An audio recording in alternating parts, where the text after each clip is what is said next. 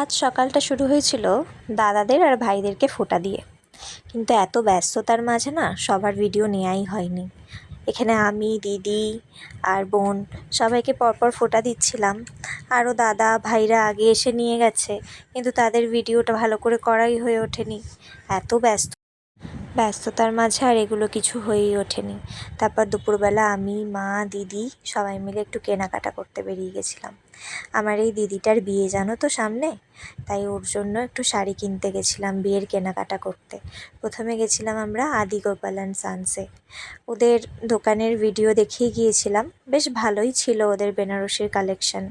তো আমরা ওখানে কয়েকটা শাড়ি দেখার পর তারপরে ডিসাইড করেছিলাম কোনটা নেওয়া হবে, কিন্তু কোন শাড়িটা নেওয়া হলো আলটিমেটলি সেটা এখন তো রিভিল করা যাবে না, পরে রিভিল করব। আর তোমরা কিন্তু আশীর্বাদ করো নতুন জীবনে যেন অনেক সুখী হয়। তারপরে আমরা গিয়েছিলাম জগদম্বা বুটিকে, এখানেও কিছু প্রণামীর শাড়ি নেওয়ার ছিল। তো সেখান থেকে এই শাড়িগুলো কিনে এনে আমরা গেছিলাম কফি হাউসে খেতে। এই দেখো কফি হাউসের আমরা গেছিলাম, আমি, দিদি, বোন আর মা মিলে। আমার মায়ের অনেক দিনের ইচ্ছা ছিল কফি হাউসে যাওয়ার, তো দিদির বিয়ের মার্কেটিংয়ের সুবাদে আমাদের এখানে যাওয়া হলো।